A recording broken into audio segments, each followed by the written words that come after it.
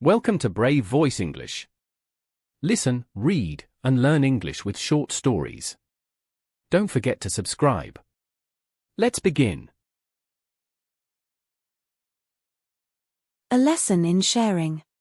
In the small, peaceful village of Greenfield, where rolling green hills stretched as far as the eye could see and the blue sky seemed to gently kiss the earth, there lived a cheerful boy named Eli. Everyone in the village knew Eli not because he was the tallest or the fastest boy, but because of his bright, curious eyes, his quick smile, and, most of all, the beautiful apple tree that grew on his family's farm. The apple tree was not just any tree. It stood proudly near the edge of Eli's family's land, its roots deep in the rich soil and its branches stretching high toward the sky. Every year, when the seasons turned and autumn brushed the leaves with shades of gold and crimson, the tree became a wonder to behold. Its branches grew heavy with the sweetest, juiciest apples anyone had ever tasted. People from nearby farms would often pass by just to admire it. Some even whispered, "That tree must be magical," because the apples seemed shinier and tastier than any other in the village. But there was something else everyone knew about the apple tree. Eli loved it more than anything, and he did not like to share its fruit. Whenever the apples ripened, Eli would carefully climb the tree and pick only the best ones for himself. He would sit under the tree, eating one apple after another, savoring every sweet bite. Sometimes, he saved a few in a wooden basket for later, hiding them in his room so no one else could take them.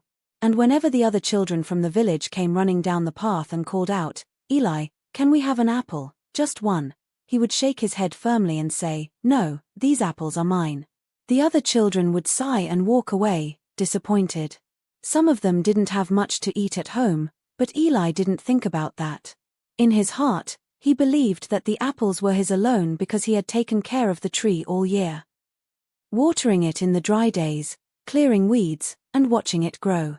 One bright autumn morning, as the leaves rustled in the cool breeze and the golden fields shimmered under the sun, the whole village buzzed with excitement. It was the day of the annual Harvest Festival, a day everyone looked forward to. The Harvest Festival was more than just a celebration, it was a time for the villagers to come together, share food, play games, sing songs, and give thanks for the season's blessings. Tables would be filled with pies, breads, roasted vegetables, and sweet treats. Children would run around playing tag, and music would fill the air. In the kitchen, Eli's mother was busy baking a loaf of bread and humming softly. She turned to Eli and said with a gentle smile, "Eli, the Harvest Festival is a time for sharing with our friends and neighbors. Maybe you could bring some apples from your tree this year?" Eli frowned and crossed his arms. "But Mama," he said stubbornly, "those apples are special. I worked hard for them. I want to keep them for myself." His mother knelt beside him and placed a warm hand on his shoulder. "Eli," she said kindly, "sometimes sharing what we love most brings us more happiness than keeping it all to ourselves. A joy that is shared grows bigger." Eli didn't answer. He didn't understand how giving away his apples could make him happier. Later that day, as the sun climbed higher in the sky, Eli wandered out to his apple tree. He tilted his head back and looked at the branches, heavy with bright red apples shining in the sunlight like jewels. They looked so perfect, so precious. "Why should I give them away?" he thought. "They're mine." But as he stood there, he could hear the distant sound of laughter from the village square where the festival had begun. He pictured the other children playing games, their faces glowing with happiness. Some of them, he knew, didn't have apples of their own. Just then, he heard a soft voice behind him. It was his little sister, Lila, holding a small wicker basket almost as big as her.